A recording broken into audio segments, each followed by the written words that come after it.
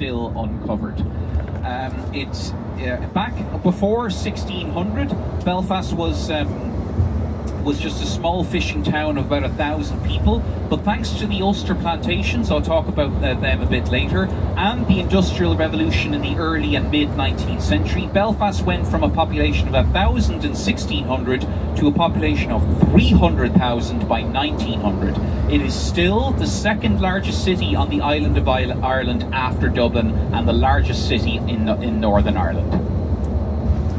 Approximately 30% of all people who live in the 6 counties of Northern Ireland live within 15 miles or 25 kilometres of Belfast. Now, sit back folks, I'll talk to you guys in about 10 minutes and I will solve that mystery.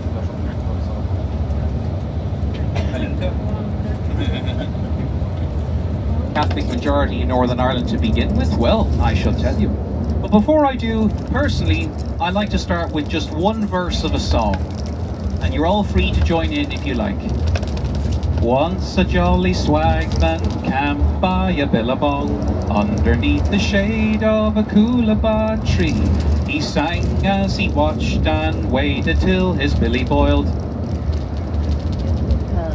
You'll come a waltzing Matilda with me. All the Aussies. Waltzing Matilda, waltzing Matilda. You'll come a waltzing Matilda with me. And he sang as he watched and waited till his billy boiled. You'll come a waltzing Matilda with me. Woohoo! Thank you very much. What? No. There's 4 Aussies on board.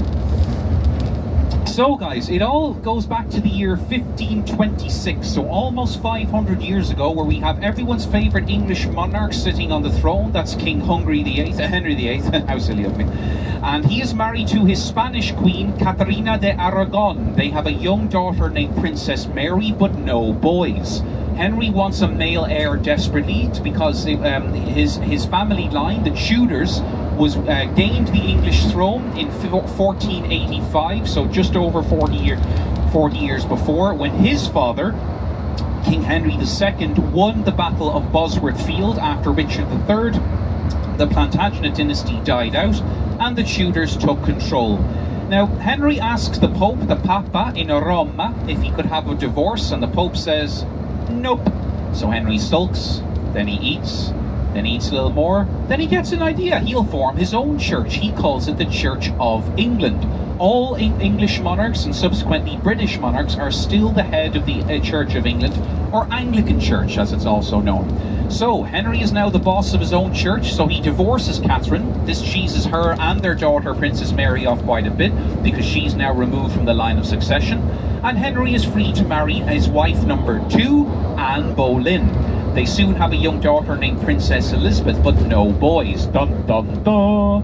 Henry eventually gets fed up with Anne. He accuses her of treason, and this ends up with her getting the chop in 1536. And Henry gets married for the 3rd time to wife number 3, Jane Seymour. She's lucky number 3 because she gives him the son that he desperately wanted. They call him Little Prince Edward, but sadly, Jane Seymour dies 9 days after giving birth to her son due to complications in childbirth. No. So, Henry sulks, then he cries, then he comfort eats, cries a little more, but he'll get another idea. He'll get married for the 4th time to Anne of Cleves. Now, her original German name was Anne of Cleves.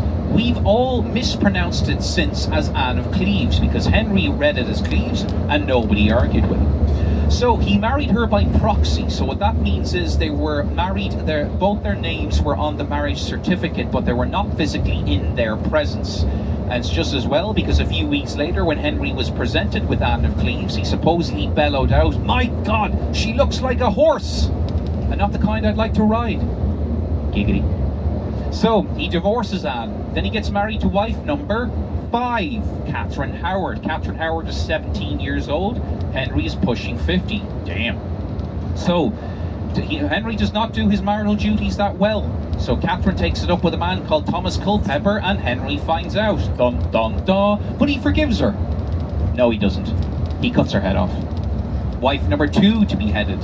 Then Henry marries for the sixth and final time to Catherine Parr. She is lucky number 6 because she outlives Henry, not bearing him any children, in 1547, after he dies at the age of 55, weighing close to 400 pounds, or roughly 180 kilograms. Now, before Henry dies, he does arguably his most famous act, and that is the dissolution of the monasteries. So all monasteries in England and in Ireland at the time were all Catholic. Henry is their king. He's now Protestant. That means they have to now convert to the new Protestant faith or be dismantled. Any monastery that does not convert to the Protestant faith is torn down, a lot of the priests and monks killed, and the people scattered. This cheeses off the Irish quite a bit. So what does Henry do? Well, in 1542, he proclaims himself King of Ireland, and he sends the first ever Protestant soldiers and planters to try and weed out the Catholic population, or at the very least, convert the Catholic population into Protestants to serve as better subjects towards their king. All English monarchs up from 1169 to 1542 were known as Lords of Ireland. It wasn't good enough for Henry. He wanted to be called King of Ireland, so that's what he did. Which worked about this much. Yeah, that's about right. So, 1547, Henry pops his clogs. His son, Edward VI, should have been called Edward the Sick because he dies age 15. Remember Princess Mary? Well, she's now all grown up. She's proclaimed Queen Mary. She converts England back into Catholicism. She burns quite a few Protestants at the stake. She gets the nickname Bloody Mary, gets a drink named after her. Then she dies in 1557, and her half-sister, Princess Elizabeth, the daughter of Anne Boleyn and King Henry, becomes Queen Elizabeth I, or Good Queen Bess. Now, Good Queen Bess wants to finish what Daddy started. So in 1560, she sends even more Protestant soldiers and more Protestant planters to try and quell any rebellion that is springing up against English rule here in Ireland, particularly in the province of Ulster. Just a little on geography of Ireland. There are 4 provinces. Now, the 3 main lords that are fighting against English rule are Sordy Boy MacDonald, remember that name, Shane O'Neill, and Maelcú O'Donoghue.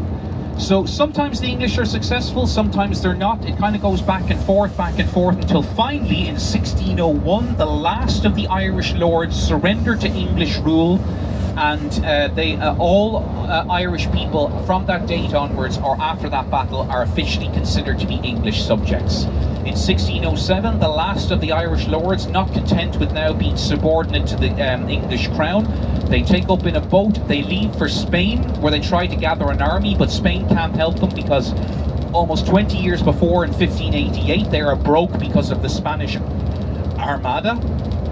So the last of the Irish lords then die in Spain, the last of the Gaelic Irish lords that may have ruled Ireland for up to 1,000 years before that. But oh well, all good things must come to an end. So, 2 years later, in 1603, Queen Elizabeth dies. The Tudor line dies with her. She never married, never had any children.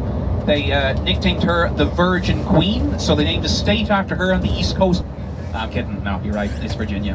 The third successful colony by the English to try and colonise the New World. The first was Sir Walter Raleigh in 1585, that didn't work. The second was in 1598 with Humphrey Gilbert, also didn't work. But finally, there were 3 boats, the Susan Constant, the Discovery, and the Godspeed in 1607 that went up the James River, named after the new king, King James, and founded the colony of Jamestown under Christopher Newport and a young man called John Smith. Now, in 1603, the person who succeeds Queen Elizabeth is a man. He is her first cousin once removed, the son of the famous Queen Mary of Scots.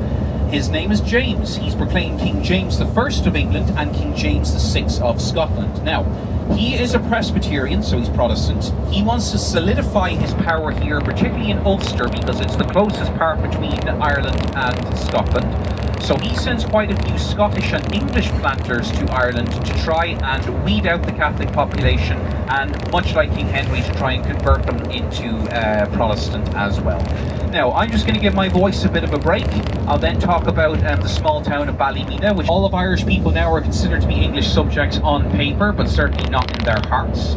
We fast forward then to 1641, where England is going through its own turmoil during the English Civil War, fought between the Royalists under the command of King Charles I, who was the son of King James II, and Oliver Cromwell, a man who's in charge of the parliamentarians, and he's the commander of the Roundheads. Now, Oliver Cromwell is a Puritan, the same religion of the people who jumped on the Mayflower in 1619 and founded the Plymouth colony in 1620 in Massachusetts. And he doesn't like the Catholics that much, and does not like the Irish even more. So after he beheads King Charles I in 1649, this brings a sort of end to the English Civil War. He focuses attention on Ireland. That's because in 1641, 8 years before, the Irish took advantage of the fact that England was going through its own civil war, so they rebelled against their English rulers. It's estimated that roughly about 2,000 of the Scottish and English planters were killed by the native Irish, mainly by driving them into rivers and lakes in order to drown them. Now, these stories came into the ears of Oliver Cromwell. That's Ballymena to our left there, just in case anyone's wondering. And Oliver Cromwell arrived in Ireland in the summer of 1649 with an army of 20,000 new model army soldiers, and he set about reconquering Ireland for the English. Any Irish person or any Irish lord unwilling to submit to English rule was annihilated. So it's estimated that in only 1 year that Cromwell was here, it's estimated that 40% of the Irish population were killed, and 50,000 of them were sent to places like Bermuda and the Caribbean to be sold into slavery on the sugar plantations. So Cromwell is certainly a reviled figure in Irish history because of that, but I'm afraid the worst was yet to come. So we fast forward to 1690. So I've spoken a bit about earlier with the oldies, but with the newbies I'll just give you guys a brief history of the Battle of the Boyne. So it was fought between two English kings. One was the Catholic King James II, and the other one was the Protestant King William III. They met on the 1st of July 1690 at the Boyne River, which is about 30 miles west of Dublin, about 50 kilometres. William was victorious. James II fled to France, and William imposed a lot of penal laws onto the Irish Catholic population as retribution for siding against his uncle, the Catholic King James. Now, we fast forward then right up until the late 18th century, where we get the event of the 1798 rebellion. So, there was a man called Theobald Wolfe-Tone who he was heavily influenced by the American Revolution in the 1770s, the French Revolution in the 1780s, and he wants the same for Ireland. Now, he is Protestant, he's Anglo-Protestant, so he's part of the British elite, part of the British aristocracy that most likely came to Ireland with the plantations about maybe 150 years before he was born. But he wants complete independence for Ireland from Britain. So he stages a rebellion in 1798, which focuses mainly in the province of Leinster. It's estimated that in 5 weeks, as many as 30,000 people are killed. Theobald Wolfe-Tone himself is captured. He's sent to prison, tried for treason, sentenced to be hanged.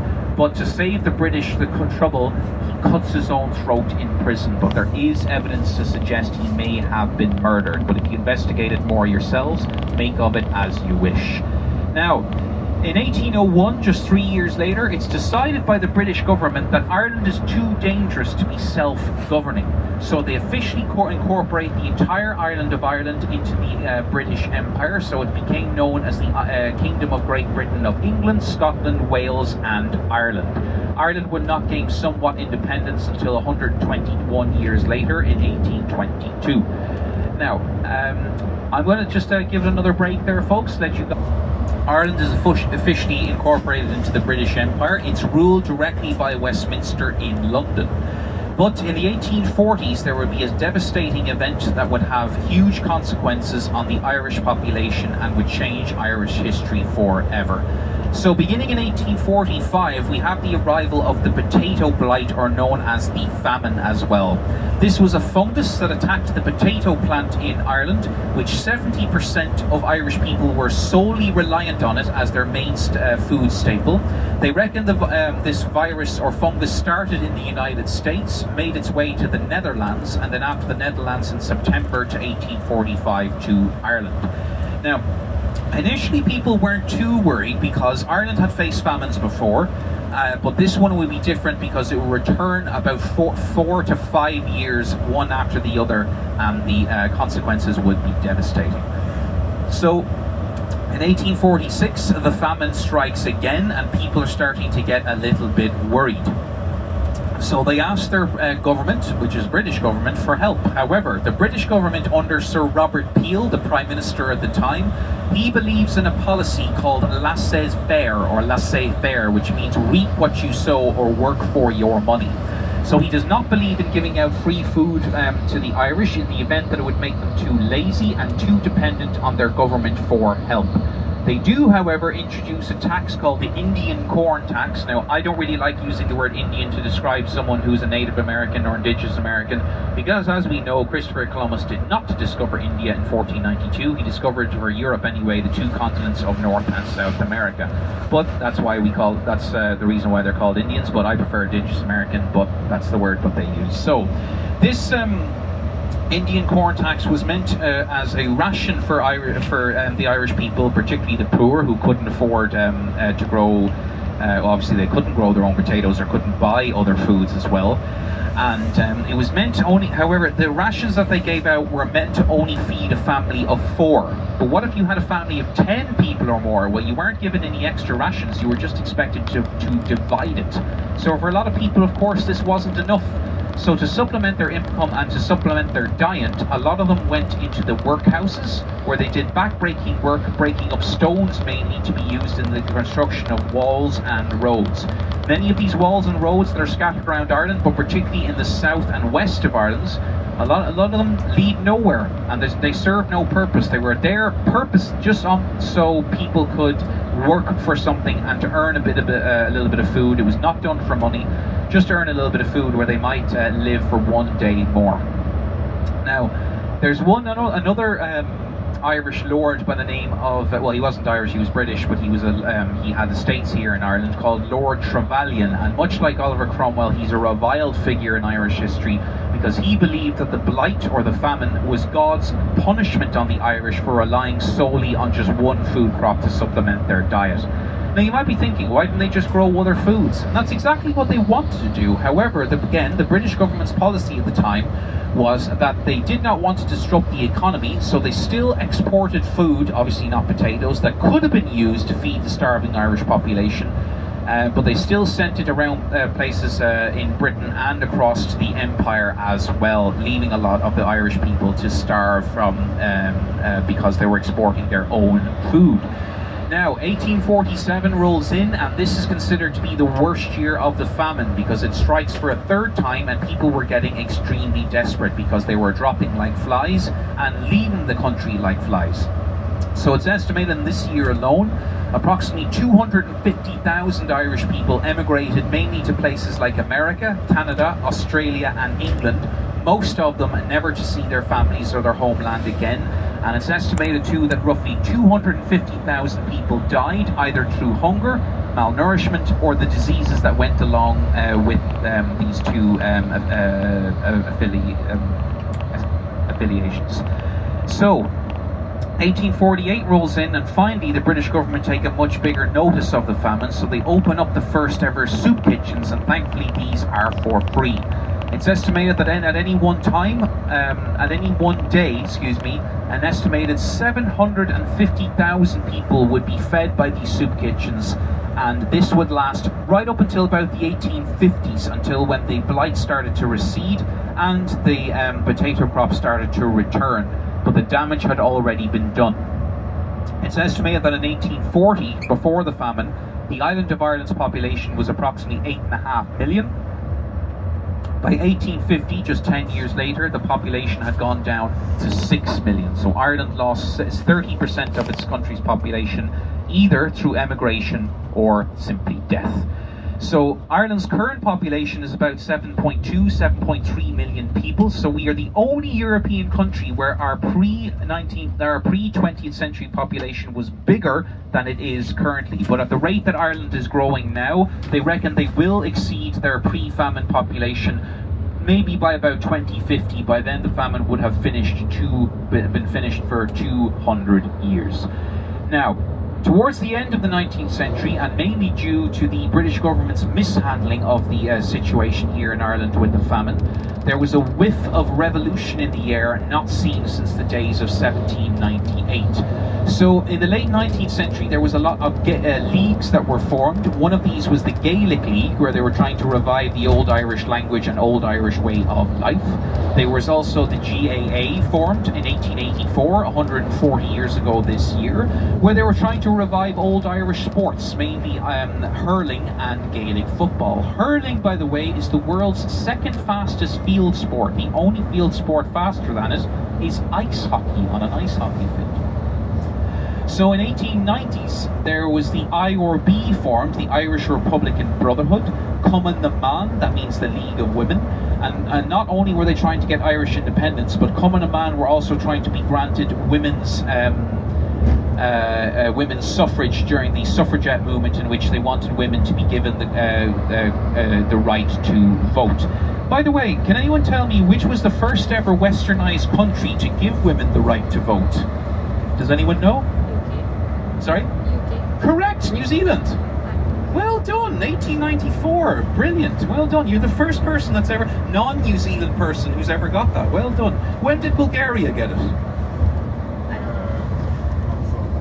They still don't have it? No, I'm joking. No. Ireland in 1923, that was one of the first ever acts that they passed when Ireland became independent in 1922, was to grant women the vote. In America, I believe it was in 1918, am I right? California? Was it that year? Women's suffrage, 1980? Not sure? Oh, okay.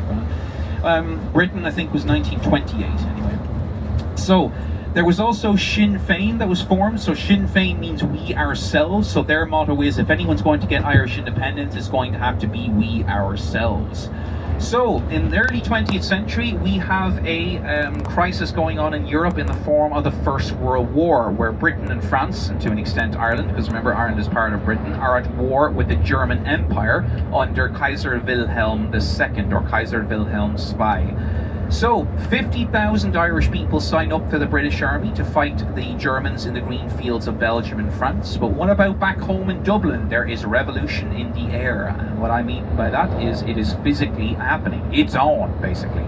So the IRB and Cumann na Man, they staged a rebellion in 1916 in Easter time, which would later become known as the Easter Rising, in which they were trying to gain independence through force and take advantage of the fact that Britain is having Britain's concentrating in Europe, so they may forget about Ireland. So now was the time to strike, in their opinion. Now folks, I'm just going to leave it there, because then I will continue the story. You know, Fred, don't tell anybody this, but if Antonio Banderas moments, we should be approaching 10-15 minutes just we get onto the main road. So a little bit about its history. It was built in the early 14th century by the de Burgh family. So the de Burgh family were of Norman origin. So the Normans came to Ireland in 1169 with a man called Richard de Clare, or better known by his nickname of Strongbow. So Strongbow came to Ireland on the invitation of Diarmaid MacMurrough. Diarmaid MacMurrough was once the King of Leinster. He had been deposed as the King of Leinster, so he was a bit sour about this. So he asked the King of England, Henry II, if he could borrow his army, or parts of his army, to try and retake his throne, and that they did. So as a reward to Strongbow for giving him back his throne, he granted him Aoife, his eldest daughter. They then married, they subsequently had children, and they ruled as the Lord and Ladies of Leinster in the name of the King of England.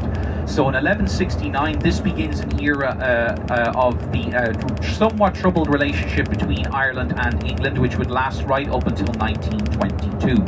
Now, the de Burgh family were descendants of the Normans who came here to Ireland in 1169. They eventually made their way north here to County Antrim, where they built Dunluce Castle. Now, there had been somewhat of a fort built on Dunluce before, but they knocked that one down and started from scratch.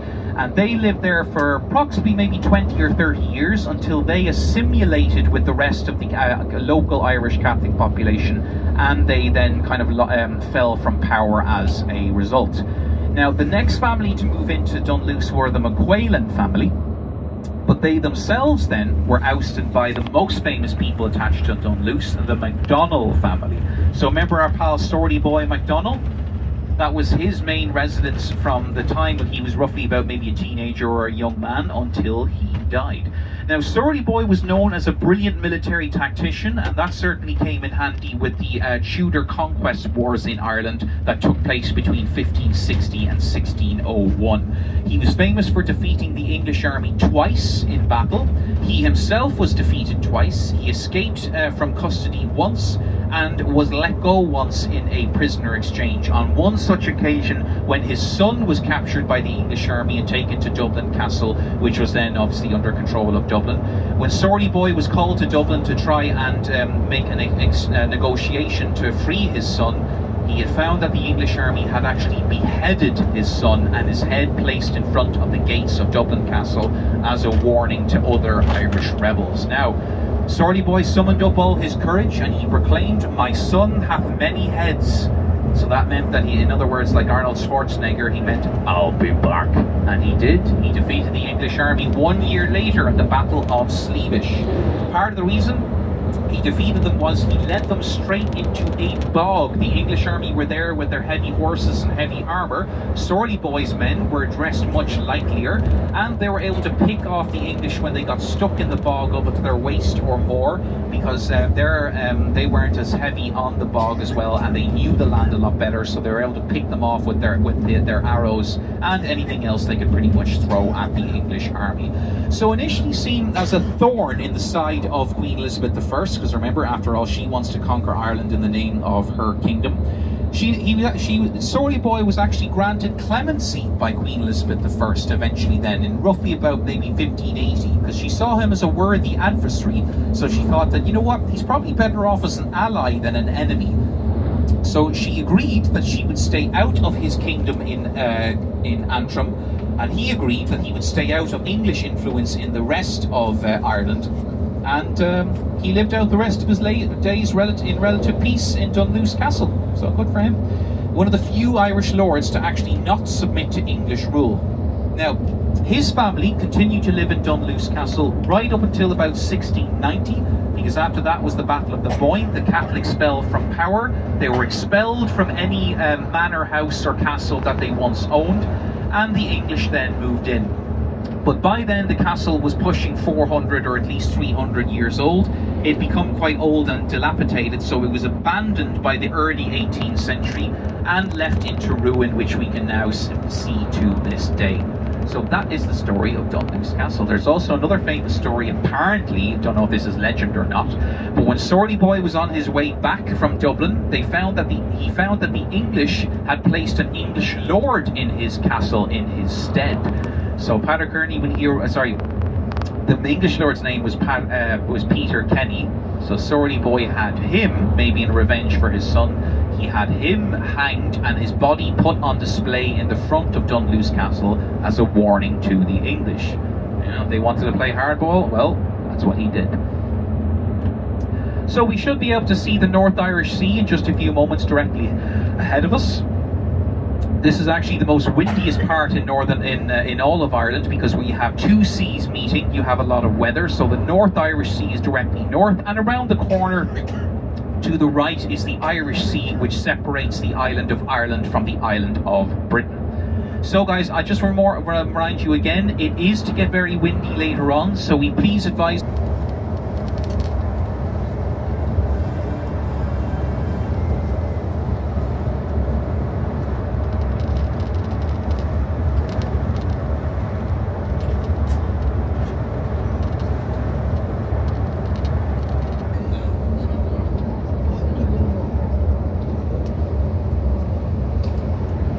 around the corner to the left. We should be able to see the small town of Portrush, which is a seaside resort town in Northern Ireland. So you could say it's Northern Ireland's Brighton or Northern Ireland's Jersey Shore. Just next to it too is the famous Portrush golf course, where the Irish Open is played there a few times. I believe Clinton himself has also played golf on that course. It's bit of a tight corner here, so we're going to have to rely on Fred's skills to get us around, but I think we'd be okay. Otherwise, do you all fancy walking the next 5 miles to Giant's Causeway? That's not too bad. It's happened before. 7 times. No.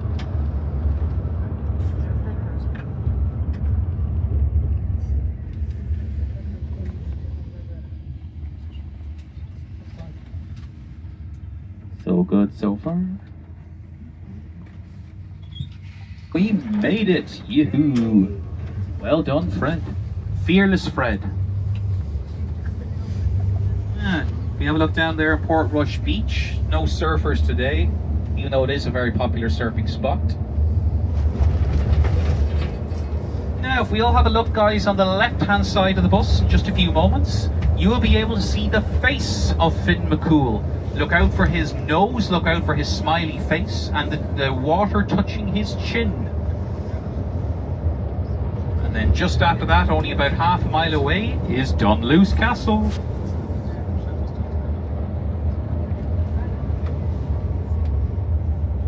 Now, we don't have time to stop and look at Finn McCool as much as we'd like to have a conversation with him, but we'll just drive a bit slowly beside it so you can have a brief glimpse of him.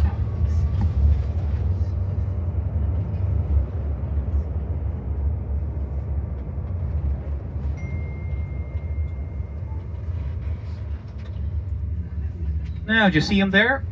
See his nose and the smiley face? Also, look out for the big foot as well. Look out for the big toe, and then make your way down.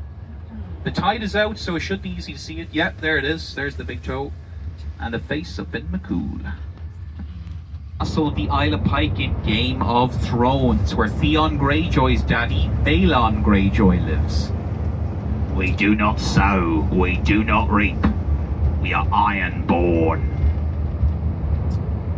So there it is there to the left. Oh, looks like they're doing some conservation work on it. Well done to them.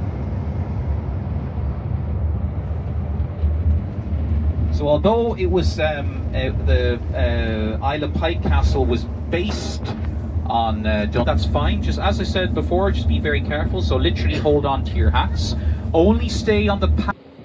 Dunluce Castle from Game of Thrones.